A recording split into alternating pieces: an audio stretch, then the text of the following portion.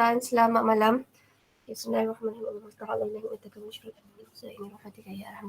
Amin. Alright, so kita sambung bab 15 which is adalah bab terakhir. Hari tu kita dah belajar dalam bab 15 ni adalah sistem pembiakan manusia. So kalau dalam buku teks awak, sistem pembiakan manusia ni kita mula adalah daripada muka surat 258. So bab 15 ni kita mula pada muka surat 258. 258. So kita dah belajar mengenai sistem pembiakan. So basically sistem pembiakan lelaki ni adalah dalam topik 15.1. Alright, so sistem pembiakan manusia ni kita terbahagi kepada sistem pembiakan lelaki dan juga sistem pembiakan perempuan. Ni tak ada masalah tau. Now, kemudian kita dah belajar mengenai dalam tajuk 15.2. Kita dah belajar mengenai gametogenesis. Apakah itu gametogenesis? Gametogenesis adalah proses untuk menghasilkan gamet. Kalau untuk menghasilkan sperma, nama proses itu adalah kita panggil dia sebagai spermatogenesis. Kalau untuk perempuan, kita panggil dia sebagai oogenesis. Lepas tu, kita ada special sikit. Kita dah belajar dalam tajuk 15.3. Kita dah belajar mengenai kitar head. So hari tu sebenarnya kita dah sampai 15.1, 15.2 dan juga 15.3. Now, kita teruskan. Right, so ini adalah sistem pembiakan lelaki dan juga perempuan. You guys boleh tengok yang ni adalah pada muka surat 286 dan juga 287. So awak tengok kat sini, ini adalah sistem pembiakan lelaki. Sistem pembiakan lelaki tu macam hari tu kita cakap, ia bermula dengan testis. Lepas tu ada bahagian tepi ni kita nanti akan belajar which is epididymis. Lepas tu kita ada salur ni. So salur yang ini ni kita panggil dia adalah sebagai ductus sperma. Nombor 2 kat sini adalah ductus sperma. So kita ada testis. Lepas tu testis tu ada kantung tu yang protect luar tu. Namanya adalah scrotum. Kenapa testis tu ada kat luar? Sebab biasanya untuk menghasilkan sperma yang sihat suhunya adalah kurang sikit daripada suhu badan which is lebih kurang 35. Lepas tu daripada ductus sperma, kalau awak perasan kat sini kan sperma tu bermula dihasilkan dekat testis. Lepas tu dia simpan sekejap dekat epididymis. Lepas tu dia akan keluar melalui ductus sperma. Kemudian kat sini ada vesicle semen. Nombor 4, last sekali adalah kelenjar prostat. So kedua-dua ni menghasilkan mendalir. Vesicle semen dengan kelenjar prostat dia menghasilkan mendalir. Biasanya kalau vesicle semen ni menghasilkan mendalir bernutrien. Kelenjar prostat adalah menghasilkan bendalir yang membantu sperma itu boleh bergerak. Sebab itu sperma ni boleh hidup kalau masuk dalam badan perempuan dia boleh hidup lebih daripada 1 hari. Which is if I'm not mistaken 72 jam. Alright. So untuk yang perempuan ni hari tu kita dah belajar. Saya suka mulakan dengan ovari. Okay, lepas ovari dekat sini you guys akan nampak dekat sini adalah salur peranakan. Biasanya kalau orang cakap ini kita panggil dia adalah sebagai tiub falopia. Okay, dekat tiub falopia ni sebenarnya proses yang paling penting berlaku dekat sini adalah persenyawaan. So maksudnya sperma tu kalau masuk kan dalam badan perempuan kan, dia akan berenang sampai ke dekat tiub falopia. Okay, dekat tiub falopia berlakunya persenyawaan. Lepas tu dia akan menghasilkan zygot. Zygot tu nanti dia akan jadi bubola-bubola melekat dekat uterus. Okay. Now, kemudian dekat sini paling luar ni namanya adalah faraj. Kita panggil pangkal rahim itu, kita panggil adalah sebagai cervix. Kalau nak tahu perempuan tu bersalin berapa dia punya diameter, kita tengok check adalah dekat dia punya cervix. Alright. Ini kita just refresh balik je. So dalam 15.2 kita cerita pasal gametogenesis. So gametogenesis adalah proses untuk menghasilkan gamet. Dan bila kita kata proses menghasilkan gamet, ia berlaku dekat sel pembiakan. So sel pembiakan ini berlaku dekat organ pembiakan.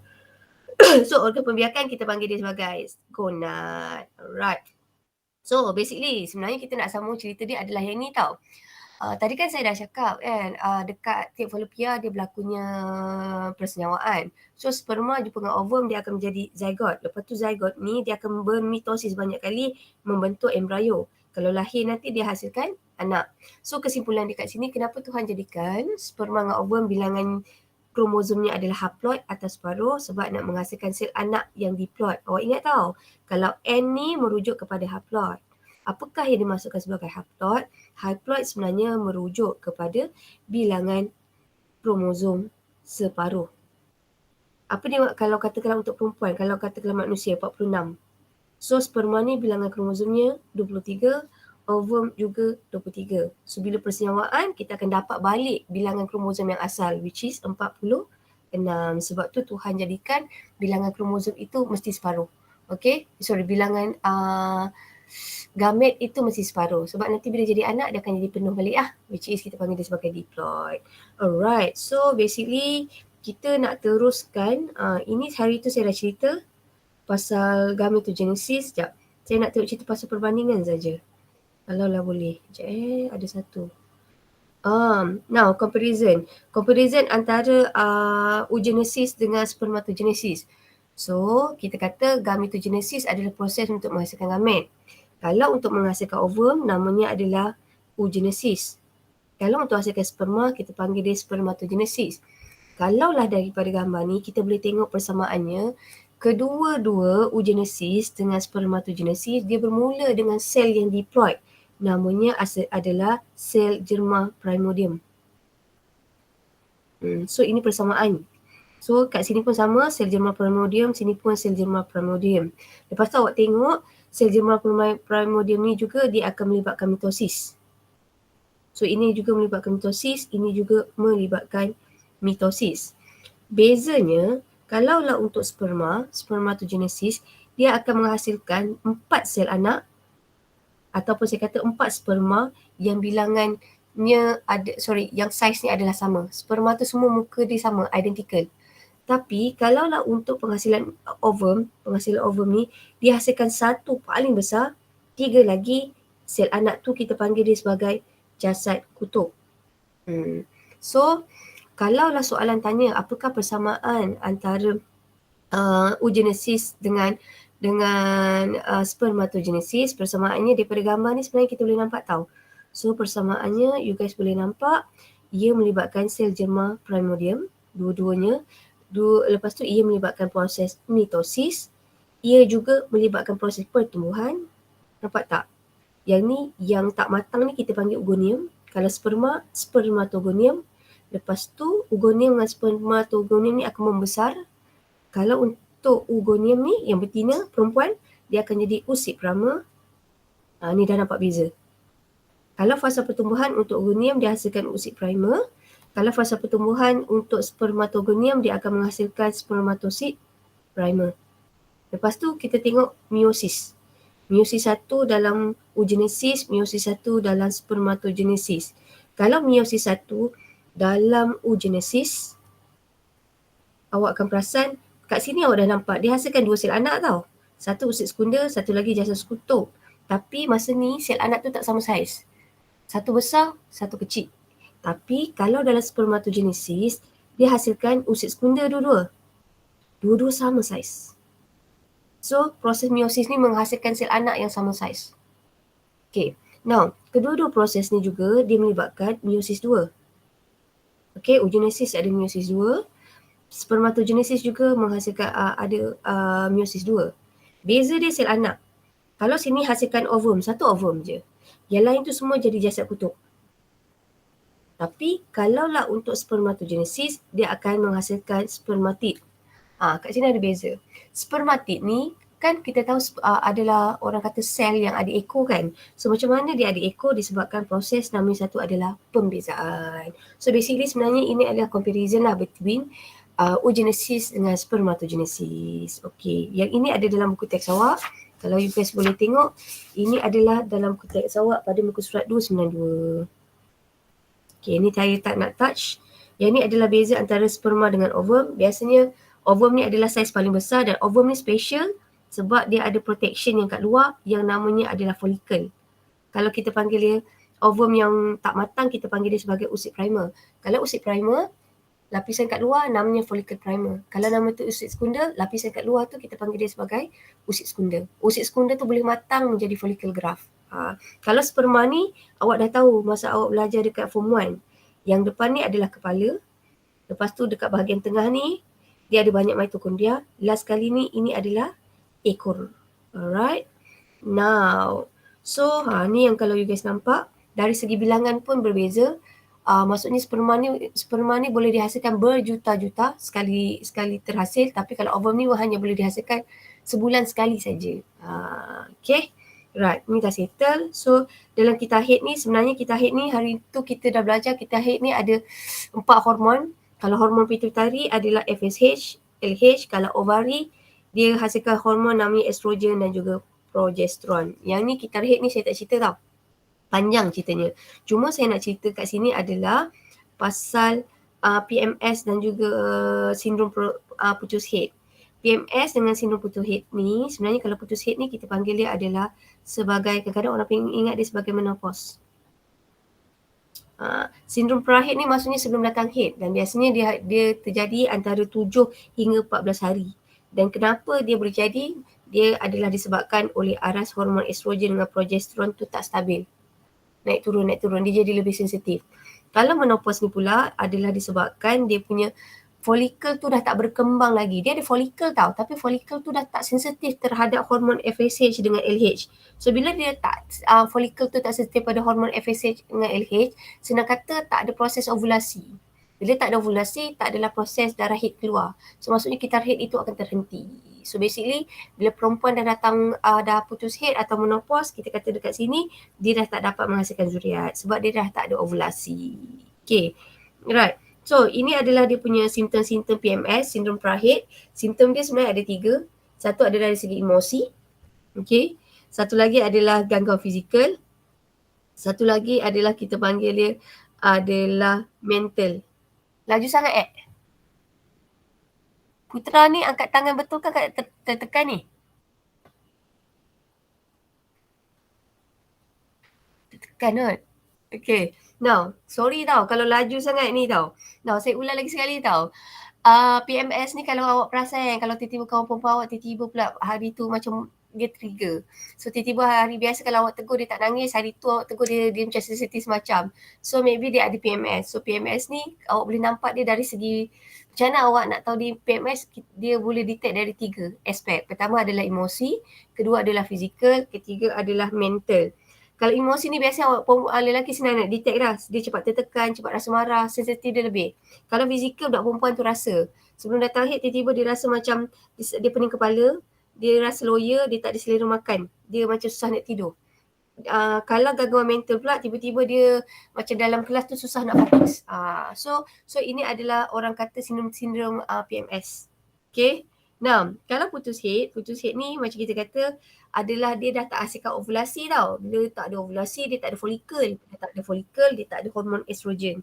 Bahayanya perempuan kalau ada PMS, dia tak ada hormon estrogen, chances dia nak kena penyakit tulang rapuh which is osteoporosis itu adalah tinggi. Dan satu lagi sebenarnya dia senang mudah mendapat penyakit jantung. So perempuan ni sebenarnya kalau umur macam muda-muda macam awak kan, kalau umur 40-an kan, tak pernah dengar perempuan kena serangan jantung. Serangan jantung ni kan dia mula attack pada perempuan bila dia dah menopause, bila dia tak ada estrogen. So senang kata bila dalam badan tu kurang estrogen, dia punya risiko untuk kena serangan jantung tu adalah lebih tinggi berbanding perempuan yang belum menopause. So sebab tu perempuan kalau dia menopause, dia kena jaga kesihatan dia lebih lah. Alright. So sampai sini ada masalah tak? Lelaki pun sebenarnya ada menopause tau. Tapi nama lelaki, ini dalam buku, sebenarnya kenapa saya tunjuk kat ni, dia ada tahu sebenarnya dalam buku teks awak, namanya adalah andropause. Kalau lah lelaki, okay, dia adalah sindrom dia yang tak dapat menghasilkan sperma juga. Kalau perempuan kan tak dapat hasilkan ovum. So lelaki kita panggil dia sebagai andropause. So andropause ni senang kata sama juga, dia akan jadi kurang fokus, dia kurang motivation, lepas tu dia cepat penat, lepas tu dia punya masa pun dah jadi macam degraded.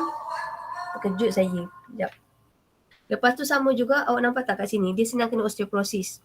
So senang kata, perempuan, bukan je perempuan ada orang kata putus haid ni tau, ataupun dia dah tak boleh menghasilkan ovum lagi, ovulasi. Kalau lelaki pun ada, tetapi kalau lelaki kita panggil dia adalah sebagai andropause. So andropause ni sebenarnya kita kata disebabkan oleh hormon lelaki itu juga makin kurang. Testosteron dia dah kurang. Kalau perempuan tadi kan estrogen kurang kan. Bila estrogen tu kurang, kita panggil perempuan tu penyakit dia menopause ataupun kalau bahasa Melayu panggil adalah putus haid. Kalau lelaki, kita panggil dia sebagai andropause. Sampai sini ada masalah tak? Ni laju ni. Okey tak? Okey. Okey. Bertabahlah korang kan. Untuk biologi minggu depan je, tinggal minggu depan je. Okey. Sikit je lagi tau. Sabar. Bertabahlah.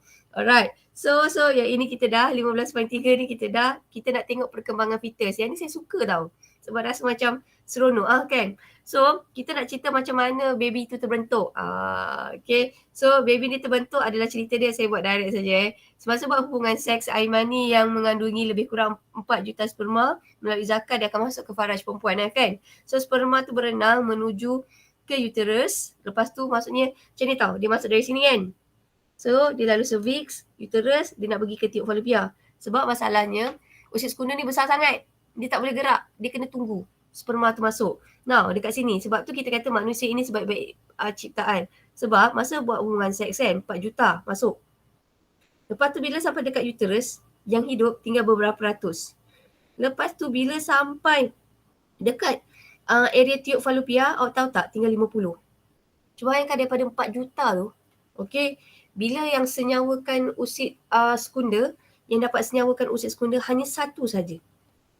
Sebab tu kita kata kita ni adalah sebaik ciptaan mak dan ayah kita. Daripada 4 juta sperma tu tadi, lepas tu beratus, 50, ending dia sampai nak senyawakan satu sperma ovum tu hanya tinggal satu saja. So itu kita kata dia adalah manusia ini sebaik-baik ciptaan. Banyak-banyak berjuta-juta sperma yang dapat senyawakan usit sekunda tu satu saja. So bila dia senyawakan usit sekunda ni macam terus protect lah. Okay, dia setia orangnya. So maksudnya bila sperma masuk, dia terus block. Dia tak bagi sperma lain masuk. So daripada tu kita akan dapat dia sebagai satu zygote. Okay, so cerita dia sekarang kita nak tengok macam mana daripada satu zygote boleh jadi besar. Alright, mari. So hari pertama, katakanlah ni tadi kan kita cakap kan, dah persenyawaan berlaku kat sini kan, dekat tiuk falopia kan. So ini jadi satu zygote. Okay, lepas tu satu zygote, hari kedua dia membahagi menjadi 2. Hari kedua dia membahagi menjadi 4. Bukan ayat paling best awak boleh cakap mitosis. Ni mitosis. Ini pun mitosis. Lepas tu hari ketiga dia membahagi lagi jadi 8. Lepas tu hari keempat dah jadi berbola yang padat ni. Ini kita panggil dia sebagai morula. Kemudian morula ni nanti dia akan jadi bola, dia ada space kat sini. Ruang kosong, ini adalah blastocista. So apakah beza antara morula dengan blastocista? Morula adalah sel-sel padat. Dia padat, dia tak ada space. Kalau blastocista, dia adalah sel yang ada space, ada ruang. Okay, so lepas tu dia akan melekat. Bila melekat kat sini, menempel. So ini kita panggil dia sebagai penempelan. Bila dah menempel kat sini, kita kata ibu tu pregnant. So pregnant tu kalau bahasa dia macam mana kita kata kita tahu orang tu pregnant bila ada berlakunya penempelan di uterus. Uterus ni ada dinding yang tebal sikit tau kat sini tau. So dinding yang tebal kat sini ini kita panggil dia sebagai endometrium. Sebab tu kalau perempuan, kalau awak perasan sebelum datang period, awak akan rasa bahagian uterus awak tu awak akan rasa macam keras sikit, tebal sikit. Awak akan rasa bloated, awak rasa gemuk sikit. Sebab masa tu kan, awak punya uterus ada ekstra lapisan yang kita panggil dia sebagai endometrium. So lapisan tu untuk apa? Jika tiba-tiba ada berlakunya penempelan, so embryo tu senang nak menempel. So cerita dia lagi sekali, selepas persenyawaan sperma dengan ovum, ia akan membentuk satu sel yang kita panggil dia adalah sebagai zygote. Kemudian zygote itu membahagi menjadi 2 sel. Okey. Dari 2 sel, dia akan membahagi lagi menjadi 4 sel. So kemudian 4 sel itu dia akan membahagi lagi menjadi 8 sel. Selepas tu daripada 8 sel dia akan menjadi morula. Lepas tu morula tu nanti pada hari kelima dia akan jadi bola yang kurang padat yang kita panggil dia sebagai blastocista. So senang kata kesimpulannya kalau kita nak tahu orang tu pregnant selepas persenyawaan, kita nak tahu dia pregnant kena tunggu 5 hari. Baru kita boleh tahu ibu tu pregnant atau tidak. Okay, dia dah menempel kat sini. Okay, so sekarang kita nak cerita adalah macam mana baby tu keluar. Okay, ni ada dekat sini lah. Ni macam saya kata, bila dia dah menempel, baru kita panggil dia sebagai embryo. Lepas tu embryo ni apa beza embryo dengan fetus? Embryo ni macam muka alien bahasa saya. Kalau fetus tu muka dia dah cantik, dah perfect macam baby. So embryo ni adalah orang kata macam bayi yang dalam perut tu, yang dalam uterus tu muka dia belum penuh lagi. Dia punya anggota tu belum lengkap lagi. Tapi kalau fetus ni, features dia, anggota dia dah lengkap, fetus. Bila dah lahir, baru kita panggil dia sebagai bayi. So kat sini awak kena tahu beza dia. So kita ada zygote, morula, blastocysta, embryo, fetus. Lepas tu bila dah lahir dia nangis-nangis, itu barulah kita panggil dia sebagai bayi. So yang ni ambil masa, okay, kita ambil masa lebih kurang 9 bulan. Ataupun bahasa dia 36 minggu. Okay. Right, yang ni boleh baca. Ni sudah. Ni macam saya cakap. Nah, masa awal-awal nak bagi blastocysta ni melekat. Okay, ini adalah macam mana melekat. Ini adalah disebabkan oleh hormon progesteron tau. Tapi kalau 3 bulan yang pertama, 3 bulan yang first 3 bulan, okay, progesteron ni yang hasilkan adalah corpus luteum. Tapi lepas 3 bulan, 4 bulan hingga 9 bulan, progesteron ni sebenarnya dihasilkan oleh plasenta. Okay, jom kita tengok dia punya gambar tau. Mari, saya ada gambar tau. So, apakah fungsi plasenta? Plasenta ni fungsi dia adalah macam sebagai organ endokrin. Okay, dia hasilkan hormon progesteron dan juga estrogen. Dan sebenarnya plasenta ni apa? Dia terbentuk daripada tisu ibu dan tisu anak. Dan plasenta ni adalah sebagai sumber makanan. Dia membenarkan oksigen tu masuk, karbon dioksida tu keluar. Okay. Now, lepas tu plasenta ni dia ada satu lapisan tau. So lapisan tu yang mengelakkan darah bergumpal. Senang kata, perasan tak bayi dengan ibu dia ada satu lapisan. So lapisan tu adalah sebagai barrier. So barrier untuk apa? Bayangkanlah kalau ibu tu darah A, anak tu darah O, so darah anak tu takkan bercampur. So dia tidak bergumpal. So orang kata dekat plasenta ni dia bagi makanan. Dia hasilkan hormon. Dan juga dekat area plasenta tu ada satu membran nipis yang mengasingkan darah ibu dengan darah anak. Kenapa darah ibu dengan darah anak ni kena diasingkan? Sebab ada dua sebab. Satu, mungkin jenis darah ibu dengan anak tak sama. Dua adalah disebabkan tekanan darah. Biasanya ibu ni tekanan darah tinggi, bayi tekanan darahnya rendah. Kalau tekanan darah ibu yang tinggi masuk ke baby, dia boleh menyebabkan sel-sel darah merah anak tu pecah. So that is why fungsi plasenta. Okay, now kemudian kita dah tengok ni plasenta. Okay, right, so kita nak tengok dekat sini tali pusat. So tali pusat kita ni sebenarnya ada dua dan dia terbalik tau. Kalaulah nak bagi ke baby, namanya vena. So kalau vena tali pusat dia bawa benda yang baik. Oksigen, nutrien. Ni keluar SPM tahun lepas tau. Kalaulah katakanlah daripada bayi, fetus tu, okay, nak keluar daripada fetus, yang ini dia pakai arteri tali pusat. So dia bawa karbon dioksida dan juga bahan kumuh. Right. Okay. Then ni you guys boleh baca dalam buku teks awak pada muka surat Sekejap. Muka surat 298. Okay. Allahu Akbar. Now, ini kita dah tengok. So, sekarang kita nak tengok air ketuban. Air ketuban ni biasa orang kampung panggil. Kalaulah kita belajar sebenarnya air ketuban itu kita kenali dia sebagai bendali amnion. So, apakah fungsi bendali amnion ni? Sebenarnya adalah untuk menyerap hentakan. Dan memudahkan embrio itu bergerak bebas. Maksudnya kalau ibu tu terjatuh kan, tak sengaja kan. So dia ada bendali amnion tu yang boleh menyerap hentakan. So baby tu duduk dalam tu tak terasa. Okay. Right. So ini kita dah sudah buka surat ni. So sekarang kita nak cerita adalah mengenai this one kan. Sekejap saya tunjuk gambar sikit je. Okay. Ni. Okay, kalau baby tu 7 minggu sebenarnya ini yang kita panggil dia dalam bentuk embrio. Embrio bentuk dia macam tak nampak macam manusia lagi. Tapi kalau bentuk dah jadi macam manusia, yang ini baru kita panggil dia sebagai fetus. So bila 4 bulan ni sebenarnya baby tu dah besar. Senang kata macam ni tau, bila dah 3 bulan tu sebenarnya dah ada bentuk. Dah ada bentuk macam manusia. Okay, so biasanya saiz dia kecil je ni. Okay, so ini dia punya development. So 5 minggu sebenarnya dah ada mata, dia dah ada jantung. Memang mesti ada jantung dulu. Kalau 14 minggu awak tengok dekat sini kan, dia dah besar 6 inci. Sebenarnya senang kata macam ni, kalau ibu tu baru pregnant 3 bulan, tak nampak pun perutnya besar. Sebab dia punya saiz baru 1 cm. Kecil je. Lepas tu kalau katalah 14 minggu, dah 3 bulan lebih, saiz dia baru 6 cm. Lepas tu dia besar boleh sampai 30 cm. Dia punya panjang lah. Lepas tu dia lahir. Right. So lahir ni adalah kita panggil dia adalah mekanisme swab balik positif. Sebab dia sakit, terus sakit nak bagi baby keluar. Okay, right. Ini kita dah settle dan sekarang kita nak tengok adalah mengenai kembar. Kembar ni sebenarnya korang dah belajar ke belum Masa menengah rendah dulu korang belajar tak kembar? Korang ada belajar kembar tak? You guys ada belajar kembar tak? Macam belum. Macam belum? Sekejap. Macam belum tak belajar langsung Alright, okay. So kembar ni sebenarnya ada dua jenis tau. Satu kembar seiras, satu kembar tak seiras. Kalau jantina yang sama, itu nak mesti kembar seiras. Kalau dekat, saya rasa saya baru perasan tau, sekolah awak banyak kembar.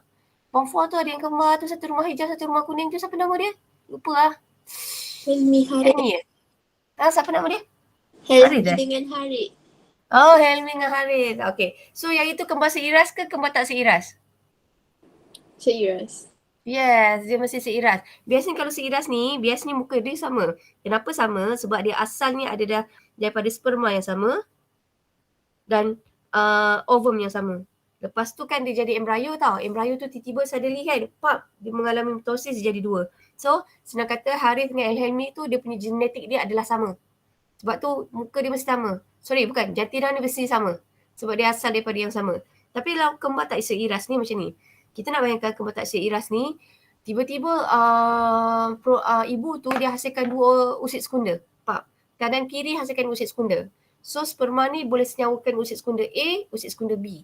So usit sekunda A ni genetik lain, usit sekunda ni B pun genetik lain. Sperma yang masuk ni bayangkan satu sperma tu bawa jantina perempuan, satu sperma bawa jantina lelaki. So basically sebenarnya kalau kembar tak seiras ni sebenarnya dia tak kongsi genetik yang sama. Sebab dia asalnya adalah daripada sperma dengan ovum yang lain. Dan satu lagi bestnya kalau kembar tak seiras ni kan, dia orang tak gaduh tau sebab plasenta asing-asing. Tapi kalau kembar seiras ni sebenarnya daripada dalam kandungan dia suka bersaing. Dia memang gaduh daripada dalam kandungan, uterus tu. Sebab dia plasenta satu, dia kena bersaing untuk mendapatkan makanan. Sebab tu kadang-kadang ada satu kes kalau ibu tu dia bukan bersalin kembar, yang dia punya kembar tu satu tu macam lemah, satu lagi kembar tu terlampau dominan, tak dapat nutrien, satu kembar tu boleh mati dalam kandungan.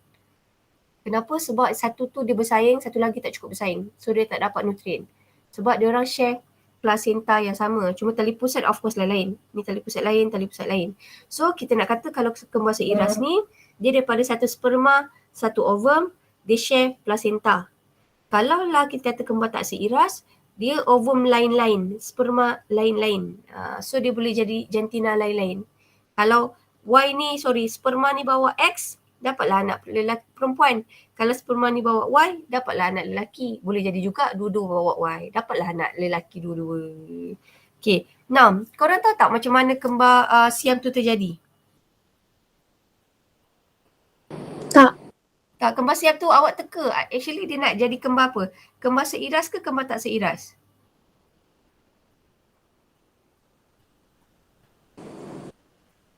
Perasan tak? Kembar siam tu biasanya jantina dia sama atau berbeza? Sama. Kalau dia punya jantina sama, awak teka dia kembar seiras ke kembar tak seiras?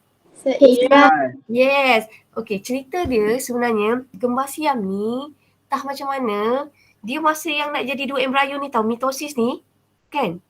Tiba-tiba dia nak membahagi ni tau. Tiba-tiba dia berhenti. Separuh. So bila dia berhenti separuh, kadang-kadang dia melekat kat bahu, kadang-kadang dia melekat kat kepala. So sebenarnya, kembar siam ni sebenarnya adalah kembar dia nak jadi kembar seiras, tetapi entah macam mana kuasa Tuhan, tiba-tiba masa embryo dia nak membahagi jadi dua kan, tiba-tiba dia terhenti. Kalau dia melekat kat kaki, dia melekat kat kaki lah. So kembar siam ni kita kata adalah bila pembahagian embryo, kembar seiras ni berlaku tidak lengkap. So kenapa nama dia siam? Sebab kes yang pertama kita jumpa yang diregister lah dekat dunia ni adalah daripada siam. Sebab tu kita panggil dia adalah sebagai kembar siam. So kesimpulannya kita nak cakap kembar ada 3 jenis. Satu adalah kembar seiras, satu kembar tak seiras, satu lagi adalah kembar siam. Tapi sebenarnya kembar siam tu nak jadi kembar seiras. Cuma entah macam mana dengan kuasa Allah, pembahagian embryo itu tidak sempurna. Mitosis dia tiba-tiba berhenti. Right. Inilah kembar siam yang pertama.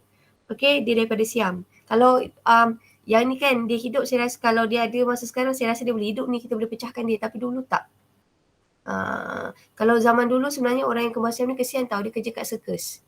Circus tu sebenarnya adalah, kalau awak suka tengok cerita dia, circus tu sebenarnya depressing tau. Dia adalah macam zoo manusia. Orang pelik-pelik semua dia letak kat situ. So circus ni nampak macam seronok, tapi asal circus ni sebenarnya kalau you guys tengok study sebenarnya dia sedih sikit lah. Yang ni kembar Siam. Yang ni tengoklah sedih lah sikit kan. Okay. Yang ni ada. Right. So sekarang kita nak masuk adalah, dia ada keluar lecture. Okay. Now, isu-isu yang berkaitan dengan sistem pembiakan. So apakah maksudnya mandul? Mandul tu sebenarnya susah nak dapat anak. Bukan tak boleh dapat anak, susah nak dapat anak. So kalau perempuan susah nak dapat anak, dia ada 5 faktor. Satu, mungkin hormon tidak seimbang. Kedua adalah ovari tak dapat menghasilkan usus sekunda. Ketiga, uterus tu tak normal, jadi tak boleh berlakunya penempelan. Keempat, tiub falopia tu tersumbat. Kelima, maybe ada ketumbuhan dekat uterus. Right. Kalau lelaki pula, sama juga ketidakseimbangan hormon. Lepas tu lelaki, testis dia tak hasilkan sperma dan kualiti sperma tu adalah tak normal. Maksudnya dia kena bagi air mani dia, kena check kalau orang normal, dalam air mani dia berapa sperma tu pula ada. Kadang kalau orang ada orang kata lelaki dia tak tahu dia tidak subur, dia kena check dia punya air mani. Kadang-kadang kita tak tahu air mani dia tu dia ada sperma, tapi maybe sperma dia cacat. Okay. Now mati pucuk, so maksudnya dia tak dapat buat hubungan seks. Kemudian bilangan sperma adalah kurang. Macam saya kata, kalau sperma ni abnormal, kadang-kadang sperma tu ada kepala 2 tau. Dia sengit-sengit something macam tu. So macam mana nak tahu? Dengan cara suami tu dia kena bagi dia punya air mani, lepas tu bagi check dekat doktor, and then doktor check tengok dia punya kualiti sperma. Alright, so macam mana untuk mengatasi? Untuk mengatasi ni ada banyak faktor. Ada banyak cara. Yang ni adalah ketumbuhan dekat uterus, namanya endometriosis. Ini saya tak nak cerita lah. Okay, now salah satu caranya adalah mengenai kaedah IVF. IVF tu sebenarnya macam mana? Dia cerita dia macam ni. Kan tadi saya kata maybe lelaki tu, suami tu ada sperma. Dalam air mani dia ada sperma. So dia donate, dia keluarkan dia punya sperma. Lepas tu doktor akan cari, tengok daripada air mani dia tu mana sperma yang paling handsome sekali, yang paling cantik sekali, yang paling sempurna. Lepas tu untuk yang perempuan dia akan keluarkan juga usus sekunda dia. So dia tengok bentuk usus sekunda yang paling cantik sekali. So kalau IVF ni kita nak cakap persenyawaan tu antara ovum dengan sperma tu, dia berlaku dekat tabung uji ataupun petri dish ataupun luar badan. So senang kata sperma, ovum disenyawakan di tabung uji ataupun di luar badan. Lepas tu dia biarkan sperma tu bila lepas persenyawaan jadi zygote, dia jadi 8 sel. Lepas tu bila dah jadi 8 sel, kita masukkan balik dekat uterus perempuan. So kita tunggu sampai 3 bulan. Nah saya nak bagi tahu sebenarnya IVF ni chances nak dapat anak melalui IVF ni sebenarnya tak sampai 50% pun. Kadang 20% saja. Sebab tu orang yang nak dapatkan anak melalui IVF ni kadang-kadang dia kena cuba 2-3 kali. Dia bukan senang dan satu lagi kosnya adalah mahal. Okay. Right. So ini adalah salah satu cara untuk mengatasi masalah ketidaksuburan, susah untuk mendapatkan anak. So tadi macam saya kata faktor-faktor dia untuk lelaki dan perempuan biasanya faktor yang sama adalah ketidakseimbangan hormon. Kedua, faktor yang sama, kalau lelaki tak dapat hasilkan sperma, perempuan tak dapat menghasilkan usus sekunda. Alright. So kalau lelaki ni, kalau biasanya kita nak tengok check dia ada masalah ketidaksuburan, kita check daripada air mani dia. Kalau perempuan ni masalah dia kena check banyak tempat. Dia tak tengok tiub falopia dia nak tengok uterus dia sebab perempuan kan yang kena mengandung. Right. So sampai sini kita dah settle. Ni adalah proses IVF. Ovum isteri dikeluarkan daripada ovari menggunakan jarum khas. Dicocok dekat dia punya uterus tu. Jarum khas namanya adalah laparoscope. Dikeluarkan usus sekunda. Okay. Lepas tu disenyawakan dalam piring petri. Okay, dalam kutu dekat makmal. Lepas tu selepas 2 hari dah menjadi 8 sel, dia akan masukkan balik kat dinding uterus. Dia kena dinding uterus ibu tu tau. Dia tak boleh orang lain. Kalau kita kat Malaysia, kita macam ni tau. Kalaulah ada sperma dengan ovum disenyawakan, katalah suami isteri, tetapi dia tempelkan dekat uterus orang lain, itu sebenarnya surrogate mother, ibu tumpang. Tapi kita kat Malaysia, kita tak boleh buat ibu tumpang sebab dia dari segi moralnya untuk Malaysia itu salah. Kalau dalam Islam, kita kata benda tu dari segi moralnya salah. Sebab ada sperma lelaki lain masuk dalam badan perempuan tu, so maksudnya hukumnya adalah haram. So untuk serta negara, kalau orang kata ibu tumpang tu macam mana? Ibu tumpang tu sebenarnya dia pakai IVF juga tau. Cuma dia tumpang uterus orang. Maksudnya sperma, ovum disenyawakan, jadi 8 embrio, ditempelkan dalam uterus perempuan lain. So itu kita panggil kes itu adalah ibu tumpang. Tapi kalau kita kat Malaysia, kita boleh ke IVF dengan syarat bila dah jadi embryo tu kan, kita tempelkan dalam uterus ibu. Tu boleh.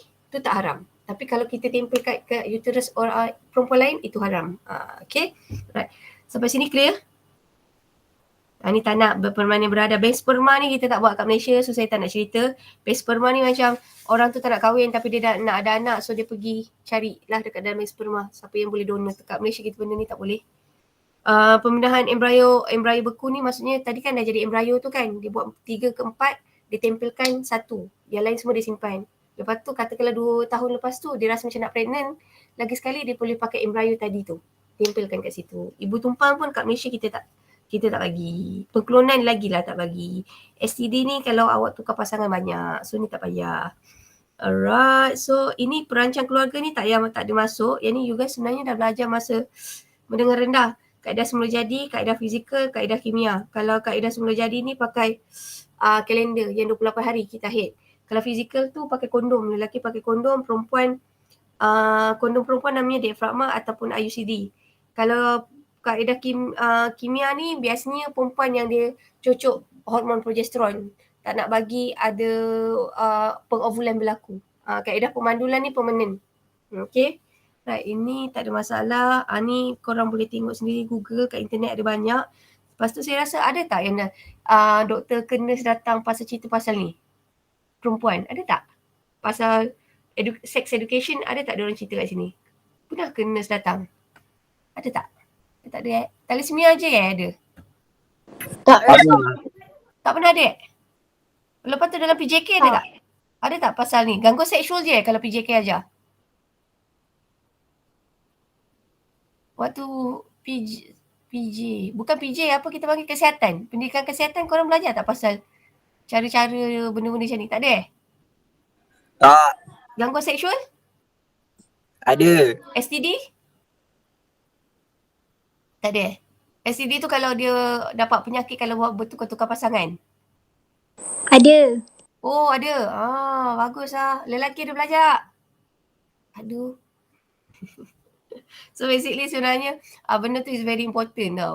Dan satu lagi saya ingatkan lagi sekali, perempuan kena ambil suntikan HPV, dan suntikan HPV ni korang dah ambil masa umur 14 tahun. HPV ni apa? HPV ni adalah suntikan untuk mengelakkan perempuan kena kanser pangkar rahim. Kenapa dia bagi suntikan umur 14 tahun? Saya dah cerita kat awak, saya cerita lagi sekali. Sebab KKM dah buat study, dia kata dulu, awak tak zaman dulu suntikan HPV tu diorang suntik pada budak perempuan umur 15 tahun atau 16 tahun. Which is 10 years ago if I'm not mistaken. Lepas tu sekarang ni recently dia buat umur 13 tahun. Sebab KKM ada buat research yang budak umur 13 tahun, antara umur 12-13 tahun ni dah pandai buat hubungan seksual. Sebab tu dia suntik awal. Sebab kalau budak tu dia buat hubungan seksual tapi belum ada suntikan HPV, chances dia nak kena kanser pangkar rahim tu adalah tinggi. Dan sebab tu kenapa yang ni saya cerita untuk perempuan tau. Kenapa perempuan awak tahu pasal STD? Sebab perempuan ni masalahnya kita satu tau. Kita punya sistem pembiakan kat dalam tau. Jadi bila awak tak jaga awak punya hygiene dekat bahagian tu, banyak virus, banyak bakteria sedang masuk. So bila perempuan tu dah mula buat hubungan seksual, sebenarnya korang dah open untuk banyak bakteria dan virus masuk. So basically sebenarnya sebab tu awak kena tahu pasal sexual punya health ni. Sebab kalau sakit, perempuan kena banyak sakit. Kena kanser, kena pangkar rahim, kena infection dekat bahagian tu. So ini adalah teknik-teknik dia. Ni kondom, ni diafragma, tak payahlah. Korang semua dah tahu. Ni suntikan kalau perempuan. Dia suntik. Tak nak pregnant. Biasanya ibu awak mesti ada ambil satu untuk protection. Sama ada dia suntik ataupun dia ada implant macam jarum kat bawah tu. Okay. Right, ini adalah cara pemandulan ni, maksudnya permanen. Awak dah buat ni kan, dah tak boleh. Kalau lelaki ni, dia buat pemandulan macam ni tau. Dia tak ada masalah nak buat hubungan seks tau. Dia ada hasilkan air mani, cuma air mani tu kosong, tak ada sperma. So kalau untuk lelaki, nama teknik tu adalah vasectomy. Kalau perempuan adalah tubectomy, maksudnya tiup fallopian tu dipotong dan diikat. Okay, alright. Ni cara-caranya, ni perempuan dipotong. Right, ni dah. Mari kita masuk. Tajuk 15.7, tak sabar. Yang ni ada keluar soalan periksa sikit tau. Okay, now, so kita nak tahu adalah tajuk pertumbuhan. Pertumbuhan ni nak bayangkan macam ni. Perasan tak? Tadi kan kita cerita orang tu pregnant.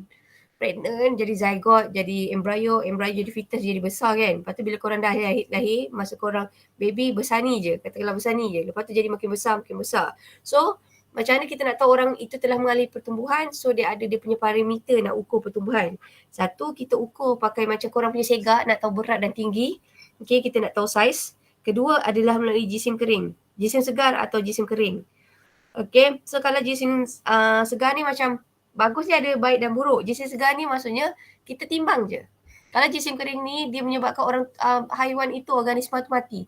Maksudnya kena masuk dalam oven, kita keringkan, kita buang semua air, lepas tu baru kita boleh timbang dia. So senang kata, kita nak tahu ada berlakunya pertumbuhan, kita ada dua cara. Satu, kita tengok dia punya pertambahan saiz. Okay, dia makin besar ke makin tinggi. Kedua, kita timbang dia punya jisim. Dia ada dua, jisim segar, jisim kering. Dia ada baik buruk. Kalau jisim segar baiknya satu, kita tak perlu bunuh organisma tu. Buruknya, bacaan itu mungkin tidak tepat. Kalau jisim kering, bacaannya tepat, tetapi kita terpaksa bunuh organisma tu sebab kita nak buang semua air daripada badan dia. Right? Now, so yang ini kita sudah. Alright. So sekarang kita nak tengok yang ini. Yang ni korang macam pernah belajar lah masa menengah rendah. Ada tak belajar pasal buat-buat benda ni sekitar hidup organisma ni? Saya rasa macam pernah je dulu-dulu. Pernah kan? So kita ada metamorfosis lengkap. Satu lagi adalah metamorfosis tidak lengkap. Now mari kita tengok. Metamorfosis lengkap ni kita tengok dulu. Dia cerita dia adalah daripada telur. Dia akan jadi ulat. Okay. Ulat tu namanya adalah larva. So awak ingat larva ni macam ulat. Lepas tu larva tu nanti dia akan jadi pupa, kepompong. Okay, ni pupa. Alright. Lepas tu daripada pupa tu nanti dia akanlah jadi rama-rama dewasa. Menjadi besar, menjadi rama-rama dewasa. So metamorfosis lengkap ni ia melibatkan telur. Nanti dia jadi ulat namanya larva. Lepas tu dia akan dah jadi pupa. Pupa ni sebenarnya kepompong. Lepas tu pupa tu pecah, dia terbang, dia jadilah rama-rama balik. So itu kita panggil dia sebagai metamorfosis lengkap. Metamorfosis lengkap dia ada 4 fasa. Telur, larva, pupa, lepas tu dewasa. Alright. Tapi kalaulah tidak lengkap ni, dia start dengan telur. Lepas tu dia jadi ninfa. Ninfa ni adalah orang kata macam dia ninfa ni adalah dia dalam bentuk anak. Lepas tu anak tu asyik salin kulit sampai besar. So proses dia salin kulit tu kita panggil dia sebagai ekdisis. So senang kata, kalau metamorfosis tidak lengkap, alright, metamorfosis tidak lengkap, ia melibatkan satu proses namanya ekdisis. Ekdisis tu apa? Adalah proses serangga tu salin kulit. Dan biasanya metamorfosis tidak lengkap ni adalah untuk haiwan yang ada kulit keras kat luar. Kita panggil dia adalah rangka luar. So kesimpulannya saya nak cakap metamorfosis ni ada 2 jenis. Pertumbuhan ni ada 2 jenis tau. Satu adalah metamorfosis lengkap, satu lagi adalah tidak lengkap. Kalau metamorfosis lengkap dia ada 4 fasa. Dia ada telur, dia ada ulat namanya adalah larva, pupa, lepas tu jadi dewasa. Kalau metamorfosis tidak lengkap, biasanya dia berlaku adalah untuk haiwan yang rangka luar.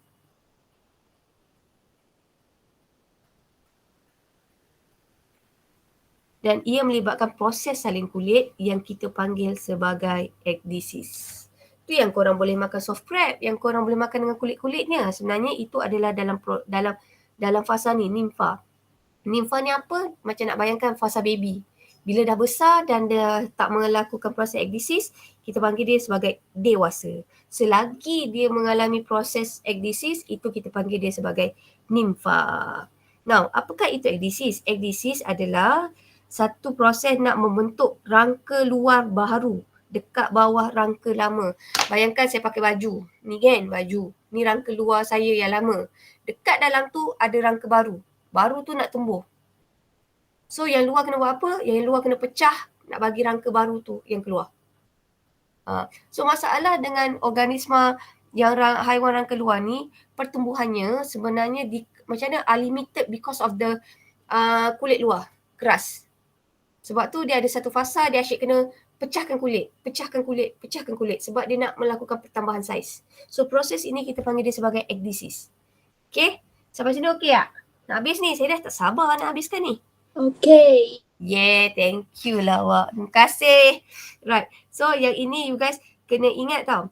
Proses, yang ni pun dah belajar kot masa mendengar rendah. Pasal awak punya kitar kehidupan manusia. Mula daripada bayi, kanak-kanak, remaja, dewasa. Ni dah belajar. Cuba benar lah. Form 3 ada tak? Ke form 1 Ada tak pasal lengkung pertumbuhan ni? Yang ni.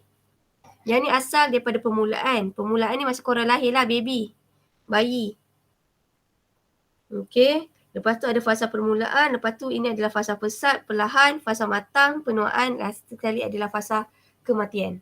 Ada tak? Ada tak belajar pasal graf ni? Ada. Ada kan? Alhamdulillah. Nah. Bagus awak. Ingat lagi cikgu awak ajar. So mula-mula yang ni kita panggil dia adalah fasa permulaan. Fasa permulaan ni biasanya kadar pertumbuhannya adalah sedikit rendah. Dan dia melibatkan pembahagian sel dan pemanjangan yang sedikit. Ini adalah menyebabkan satu fasa nak menyesuaikan dengan sumber baharu. Okey, saya nak cerita macam ni tau. Sebenarnya bayi kalau dia lahirkan kan, katalah lahir dia dia lahir je dia 3 kg. Atau tak, masa minggu pertama sebenarnya berat dia susut sikit. Sebab dia dah biasa tau dapat makanan tu daripada plasenta, hidup senang lenang kan. Bila dia keluar, dia terpaksa survive sendiri. Sebenarnya bayi, jisim dia awal-awal tu dia jatuh sikit. Sebab dia nak adapt dengan dunia yang baru. Lepas tu kalau awak tahu sebenarnya bayi bila dia lahir tu, yang mula-mula dia nangis tu, sebenarnya itu kali pertama paru dia baru berfungsi. Baru first time kembang.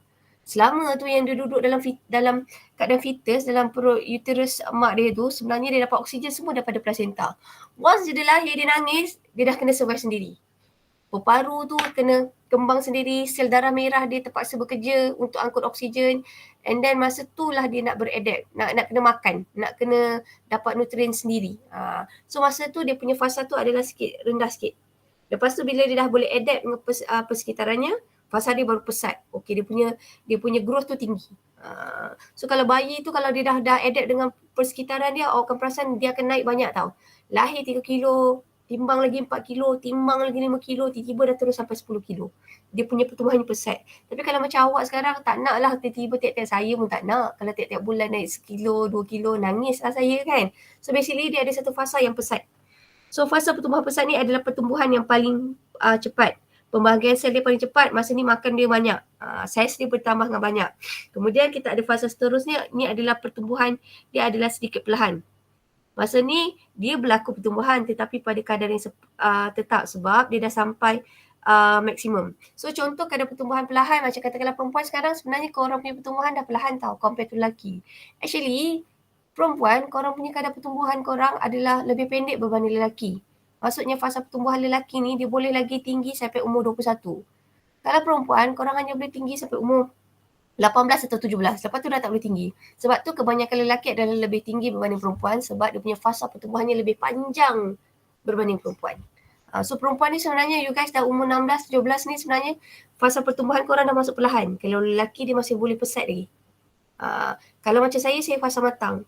Fasa matang ni apa dia dah tak ada pertumbuhan. Macam saya dah tak boleh tinggi. Kalau lah saya punya sel ni untuk gantikan tisu-tisu yang rosak je, maksudnya luka, nak ganti tisu baru. Itu saja. Saya tak boleh lagi pertambahan. Tinggi tu dah tak boleh. Tapi kalau macam perlahan, dia ada pertumbuhan. Dia boleh tumbuh tapi tumbuh dia perlahan. Okay, tapi kalau macam saya dah tak ada pertumbuhan. Saya punya proses tu hanya pembahagian sel saya hanya menggantikan tisu-tisu yang rosak saja. Right, seterusnya kita ada fasa penuaan. Fasa penuaan dia jadi negatif. Sebab tu kalau orang tua bila dia sakit, bila dia accident ke apa, nak tumbuh tisu yang baru tu adalah susah. Sebab dia punya pertumbuhan tu dah negatif. Dan akhir sekali adalah fasa kematian. Alright. Okay. Now ini adalah, kalau ni kan, lengkungan pertumbuhan sigmoid ni untuk siapa? Biasanya ini contohnya adalah manusia. Manusia dan ada certain tumbuhan. So lengkungan pertumbuhan ada 2 jenis. Kalau awak nampak graf macam ni, ini namanya graf sigmoid. Kalau awak nampak graf yang macam ni kan, ni bayi lah ni. Okay, this one you guys tengoklah. Ni ada ke dalam konteks awak? Ada. Okay, so kalau yang awak tengok kat sini, ini 4, 10, 20. Awak tengok kalau sini 30, 40, dia jadi dah fasa ni. Ini kita panggil dia sebagai fasa matang. Kalau ini fasa permulaan. Kalau yang ini kita kata dia adalah sebagai fasa pesat dan juga fasa perlahan. Right, Maray. Yang ni you guys boleh baca sendiri. Kalau saya rajin nanti saya bagi nota ni. Tapi jangan risau, yang ni you just browsing saja. Alright. Yang ni sebenarnya ada keluar sikit. So you guys study sikit lah. Now, saya nak masuk ekdisis ni sebenarnya. Tapi ekdisis yang keluar awak punya exam tu dia bukan directly macam ni tau. Tapi awak kena tahulah. So ekdisis ni adalah proses salin kulit. Mari kita tengok di sini. So ekdisis ni kita nak cerita macam ni. Kalau awak tengok dia masa dalam keadaan mendatar ni, ini dia masih ada rangka lama. Bila dia tegak macam ni, awak nampak dia tegak, maksudnya rangka lama pecah nak bagi rangka baru. Saya ulang lagi sekali. Kalau awak tengok fasa yang mendatar macam ni, ini tiada pertumbuhan.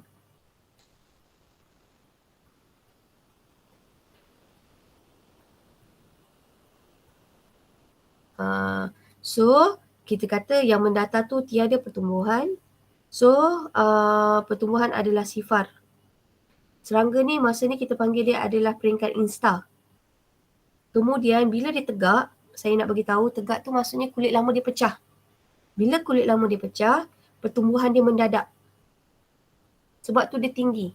So, kesimpulannya kalau awak tengok dia yang mendatar macam ni, tiada pertumbuhan.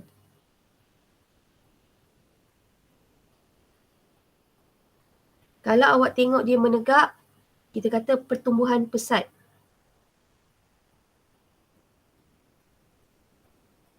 Saya kata tadi, kenapa yang ni tiada pertumbuhan? Dia masih ada rangka luar. Ada rangka luar. Pertumbuhan masa ni pesat, masa ni kita panggil dia adalah peringkat insta. Ini adalah insta, peringkat insta. So masa ni dia punya rangka luar dia pecah. Rangka luar lama. Rangka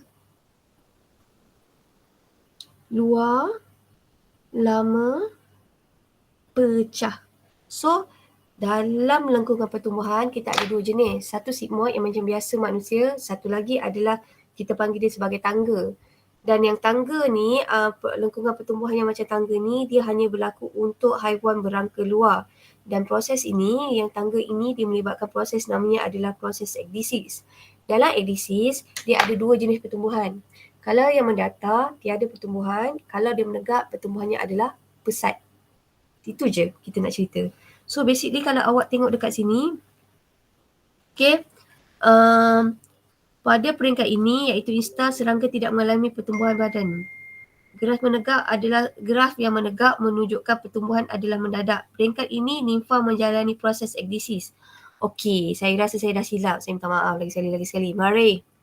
Okey, saya padam semua. Sorry. Saya rasa macam dah salah dah memberi ajaran sesat ni. Okey, bismillahirrahmanirrahim. Let's go. Saya tak sabar nak habiskan ni. Okey, mari. Nah, kita lagi sekali tau. Kalau peringkat yang kosong, ini kita kata dia tiada pertumbuhan.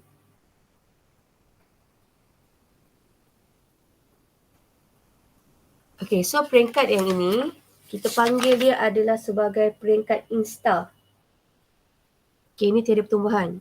First telur, yang ini pun tiada pertumbuhan. Peringkat yang ni, organisma itu dikenali sebagai insta. So yang mendatar ni, peringkat ni kita panggil dia sebagai insta. Yang tegak ni, Allahu Akbar. Yang tegak ni, kita kata pertumbuhan dia mendadak. Pertumbuhan mendadak. Okey, bila pertumbuhan mendadak kat sini, inilah kita panggil dia proses ekdisis. So, lagi sekali tau. Yang tegak namanya adalah ekdisis. So, masa peringkat ekdisis ni pertumbuhan pesat.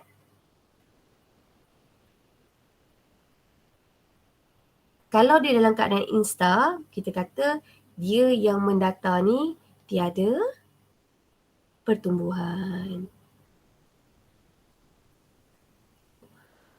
Okey, sampai sini boleh faham tak? Ingat tu je.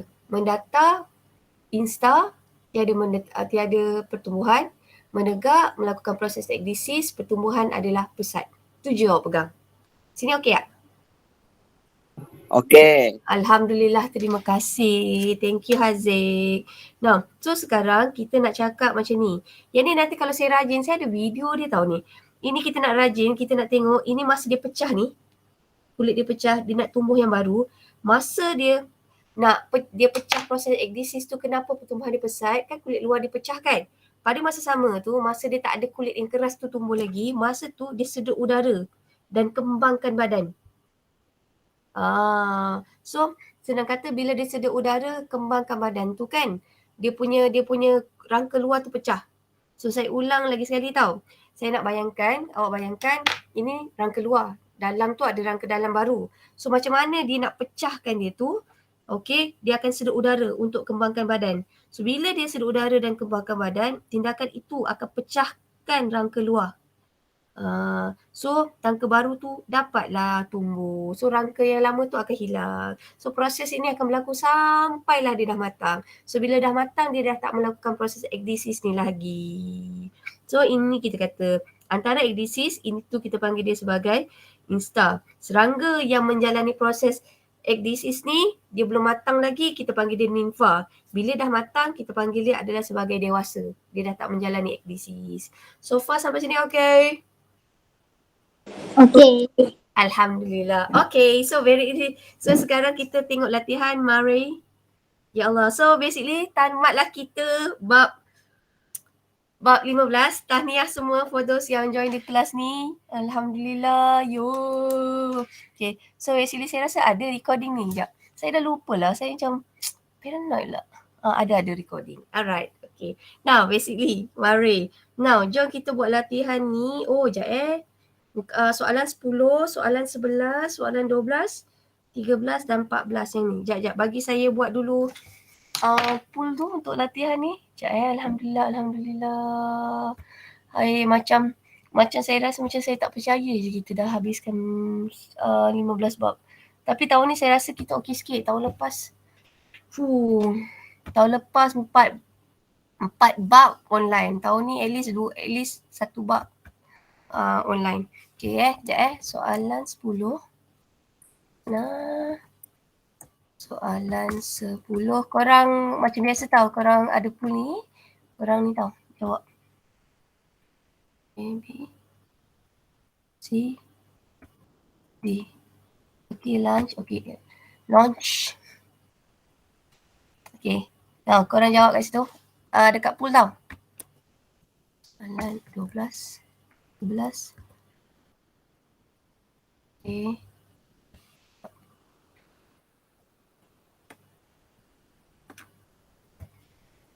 B, C, C, D. Okay, launch. Okay. Okay, jawab. Lepas tu soalan baru. Soalan apa ni tadi? Soalan 12 pula.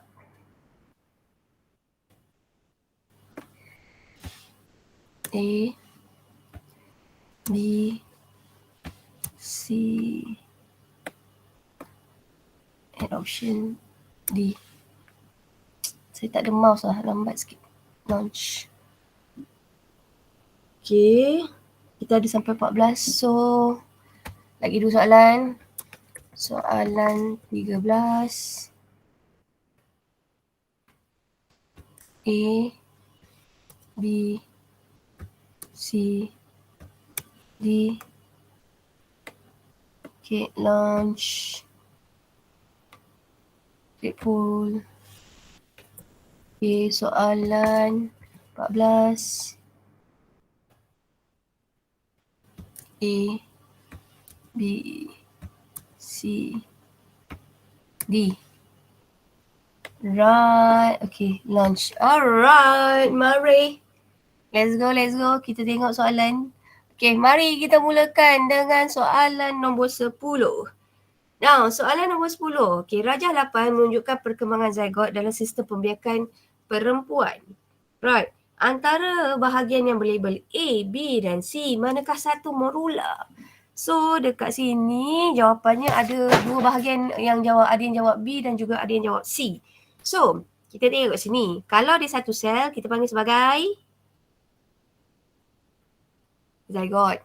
Lepas tu dia jadi 4 sel. Yang ini kita panggil dia adalah sebagai morula.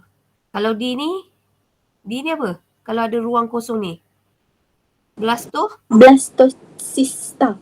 Yes, good. Blastocysta. Right, very good. So basically mana satukah morula? C, cantik. Tahniah semua. So jawapannya, okay, ada yang dekat sini jawab, dekat sini ada 9 orang yang vote, 7 orang betul.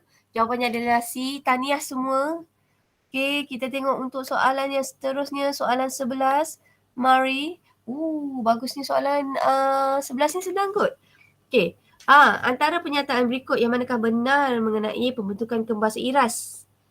Okay, so kembar seiras kat sini semua kata menghasilkan, kalau kembar seiras yang benar kan? Kalau kembar seiras menghasilkan dua zygote yang berbeza, so kat sini ke jawapan nombor 11. Okay, ada orang lagi tengah vote, baru 5 orang soalan nombor 11 ni yang vote ni. Baru 5 orang vote. Okay, tapi saya kena cepat ni tau. So dekat sini 6 orang vote, 5 orang jawab B, seorang jawab C. Mari kita tengok. Dua fetus berkongsi plasenta yang sama. Betul, dia bersaing. Setiap fetus mempunyai plasenta yang lain. So basically kalau kembar seiras ni, satu dia adalah asalnya daripada zygote yang sama. Dia membahagi jadi dua. Dia share plasenta yang sama tau, dia bersaing. Tapi kalau kembar tak seiras ni dia tak gaduh tau. Seorang dia stand alone. Dia ada plasenta sendiri. So bila dia ada plasenta sendiri, dia tidak berebut makanan. Sebab tu kembar tak seiras boleh jadi jantina yang tak lain. Tapi kalau kembar seiras, wajib jantinanya sama. Okay. Right, so tahniah siapa yang jawab B. Okay, betul semua. So seterusnya kita tengok soalan nombor 12. Wow, soalan nombor 12 ni ada dua pilihan, ada yang jawab ni.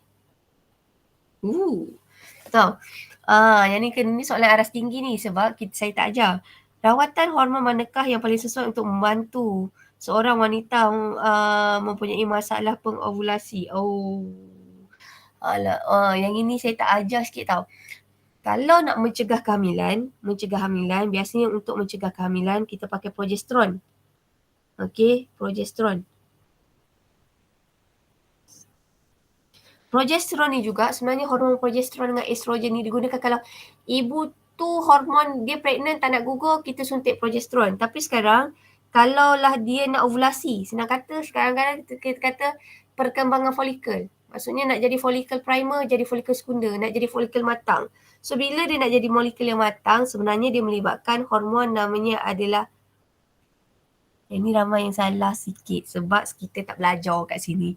So jawapan yang nombor 12 sebenarnya adalah hormon perangsang folikel B. Sebenarnya saya selalu ajar pakai nama pendek tau.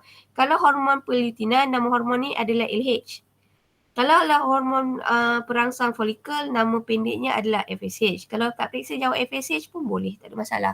So sekarang soalan ni twist. Dia tanya pasal macam mana perempuan tu nak ada ovum, nak subur, nak dapat anak. So bila dapat anak, sebenarnya kita suntik FSH. Tapi kalau orang tu tak nak anak, dia tak nak ada ovulasi, yang kita suntik adalah progesteron.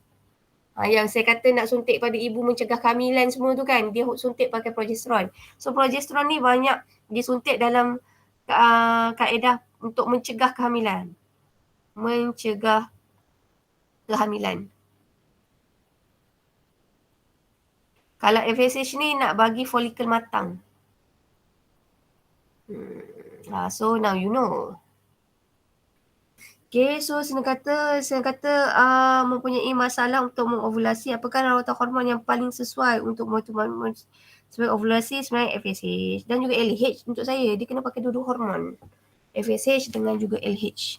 FSH nak bagi folikel matang daripada folikel primer menjadi folikel sekunder. Now, so soalan 13. Mari. Soalan 13 ni Now, soalan 13. Apakah rawatan yang sesuai yang dapat membantu wanita tu hamil jika kedua-dua tiup falopia dia tersumbat? Kalau tersumbat tapi dia nak dapat anak, apakah cara yang sesuai nak dapat anak? Caranya adalah IVF.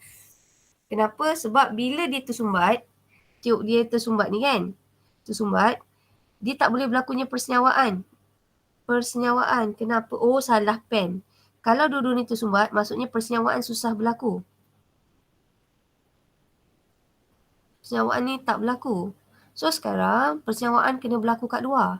So untuk lakukan proses persenyawaan berlaku kat luar, kita gunakan proses namanya adalah persenyawaan in vitro. Kadang-kadang kita sebut adalah sebagai IVF. In vitro fertilization. So sama juga kes kalau ibu tu kan dia dah potong tiap falopia dia. Dia kata aku tak nak dah pregnant, dia potong. Lepas tu tiba-tiba pula dia rasa nak dapat anak lagi. Dia boleh dapat anak dengan cara kena buat IVF. Okay. Now, last kali. Takutnya. Okay. Now, dekat sini berapa kali kau menjalankan ekdisis? Ekdisis yang tegak. You guys cuba kira tegak dia berapa? Wah, hebat. 6.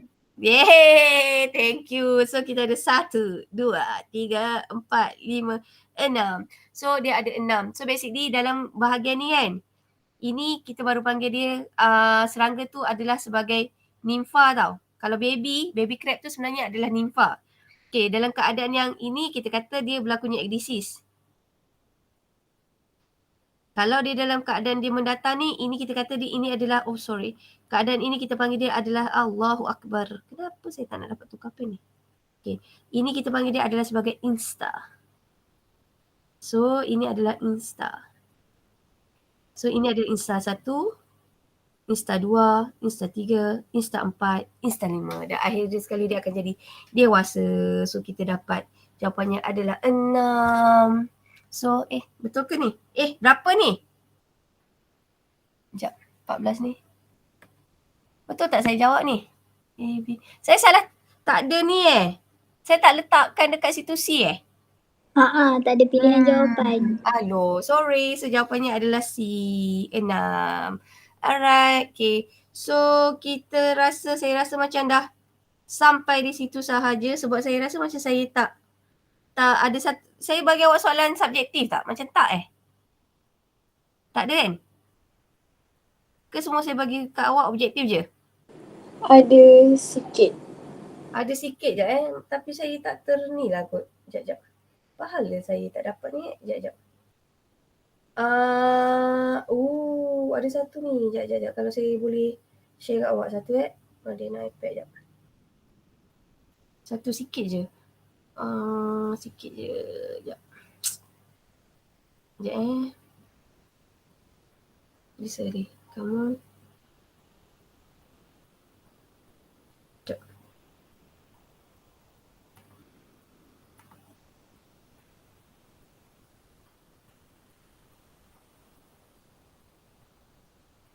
Asal dia tak baca ni? Sekejap. Sending tapi tak dapat. Send. Alright. Okay, this one. Alhamdulillah. Sekejap. Okay, yang ni dah tak payahlah kita buat bersama-sama saja sebab dah lebih masa dah ni. Sekejap kan. Okay, so dekat sini darjah 10 ialah satu graf yang menunjukkan lengkungan sigmoid. Apakah kadar pertumbuhan yang berlaku daripada R, U dan T? R ni apa? Pesat ke perlahan? Okay, cepat. Kalau U perlahan, T adalah sifar. So, jawapan dia adalah B, Brazil. Betul tak? B. Right. So, seterusnya yang ini. Apakah itu X? X tu sebenarnya ditunjuk apa kat situ? Tadi saya kata kalau air ketuban tu apa kita panggil? Apakah itu air ketuban? Bendalih amnion. Yang ni saya nak berhenti sampai kat sini. Korang dah penat dah ni. Nanti saya ada bagi soalan objektif tau. Nanti korang jawab. So, apakah itu X? X tu adalah bendalih amnion. Satu, apakah kepentingan air ketuban tu tadi? Kenapa baby tu mesti ada air ketuban. Untuk apa? Apa kepentingan air ketuban untuk bayi? Ada ke yang jawab kat sini? Saya takut ada yang jawab, saya tak perasan. Mengelakkan kecederaan boleh ke? Ya, boleh untuk mengelakkan kecederaan, untuk menyerap hentakan, untuk baby tu bagi dia pergerakan untuk bayi. So kita kata untuk mengelakkan kecederaan. Kalau baby tu, ibu tu jatuh kan, so dia tak kena mengelakkan kecederaan. Untuk pergerakan fetus, pergerakan fetus. Alright, so terangkan bagaimana plasenta membenarkan pertukaran bahan berlaku dengan pantas. Yang ni tak payahlah. Alright, so itu sahaja. Do you have any question? Ada apa-apa masalah? Tak. Ada. Alhamdulillah. Terima kasih for those yang join kelas. Yang tak join tu tak apa. Sebabnya saya tahu kan korang semua cuti lama 3 hari tu kan. So basically itu sahaja. Thank you so much. Lepas tu nanti saya ada bagi dekat dalam group nanti siapa yang kena buat soalan nombor 1, nombor 2, nombor 3 soalan struktur. So basically nanti kalau kita jumpa hari Isnin insyaAllah, so kita tinggal discuss je jawapan tu. So basically jangan lupa baca nota-nota dengan tips-tips yang saya bagi tu. InsyaAllah boleh pergi. Dan satu lagi, kalau awak tak baca, awak rugi. Okay, so do you have any question? Ada apa-apa lagi masalah? Kali ni Maria saya dah tak, saya memang recording. Okay, so do you have any question? Tak ada. Tak ada. Okay, terima kasih semua for those yang join the class. So itu saja. Terima kasih. Assalamualaikum. Maaf salah silap. Okay, thank you semua Damia. Terima kasih. Thank you, Tahniah cikgu. semua. Kita dah Terima habis kasih, pukul cikgu. 15. Cikgu. Terima kasih semua. Terima kasih. Thank you, cikgu. Alhamdulillah. Thank you semua Daniel, Terima kasih, Kaisara. cikgu. Thank you Cengkok Y pun ada.